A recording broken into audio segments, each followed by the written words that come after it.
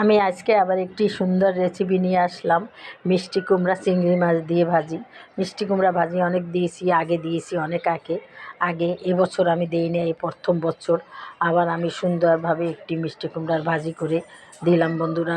মিষ্টি কুমড়া চিংড়ি মাছ দিয়ে ভাজি করে দিলাম। সামান্য হলুদ, মরিচ, লবণ, এই তেল, এই পেঁয়াজ, রসুন ইত্যাদি দিয়ে আমি ভাজিটা করেছি বন্ধুরা। তেলের উপর ভাজি করেছি।